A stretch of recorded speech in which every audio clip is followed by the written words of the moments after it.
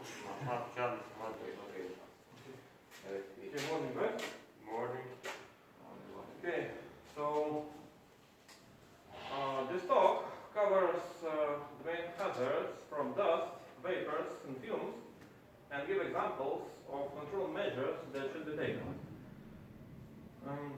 The reasons for all of this is that exposure to respiratory hazards such as dust, vapors, fumes can lead to immediate and long-term health problems, such as breathing difficulties, asthma, cancer, So here are some of the sources of hazardous dusts and fumes. For example, cutting, sanding, or grinding of construction materials will create harmful dust. Welding and gas cutting metals generates harmful fumes. Work with oil lead can expose you to oxide dust, which is also harmful. You also know the drywall dust, yeah? Other the lead paints creates hazardous fumes also. Stripping out or other works, including like asbestos or glass insulation, this will release harmful dust into the air. Here are the health risks from breathing in dust and fumes. Number one is going to be silica dust from cutting or crumbling concrete or cutting bricks or stone can cause lung disease like silicosis. Dust from cutting or sanding hardwood or some softwoods can cause asthma. Asbestos dust can cause cancer also. So welding fumes can result in metal fever, which has a few symptoms. This includes mild steel welding fumes. They can increase your chance to get cancer. Breathing in the fumes from solvent paint can lead you to drowsiness, some headaches, some unconsciousness, So, what precautions should be taken for us?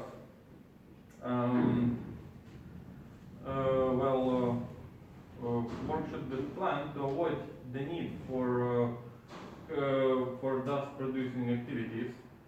For example, by ordering pre-cut slabs, second one.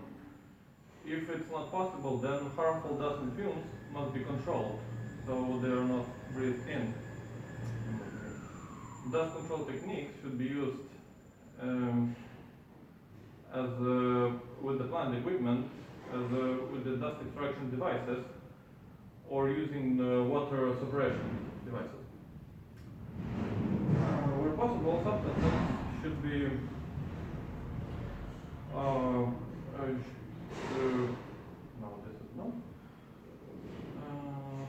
solvent paint, no. Alright, so if your employer, they need to provide this equipment for you, and if they provide, you should definitely use it.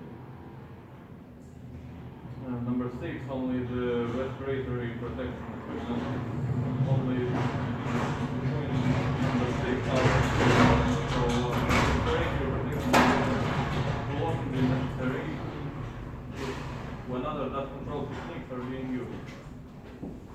So make sure you have the correct RPE, respiratory protective equipment for the activity and substance, and that you know how to use it. If you're equipped with RPE, with the respiratory protective equipment, you'll need a face fit test though. Another precaution is that you should consider that what your work may have on other people. So basically,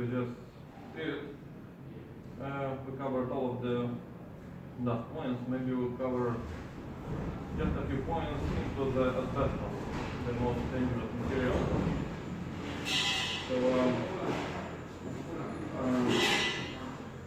So where can you find asbestos? asbestos removal industry estimates that 3,000 products contain asbestos. It can be found literally anywhere. In insulation, spray coating, it can be found for some boilers, plants.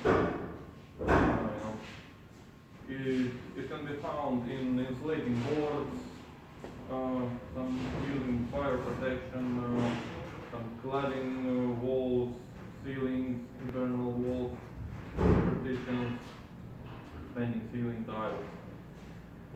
So asbestos also can be found in some sheets, flat sheets, some door facings, like a lot of places. Asbestos is asbestos can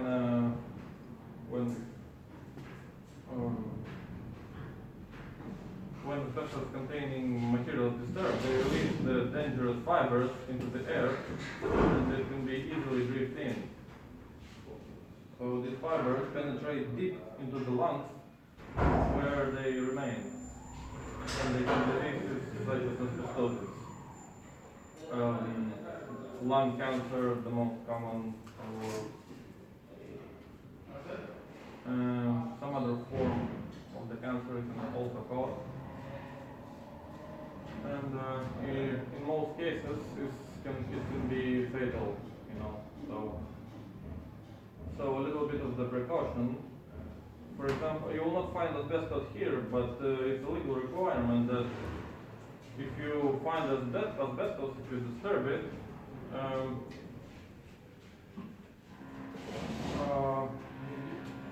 if you just disturb asbestos, you should not do nothing. You should report it to your supervisor.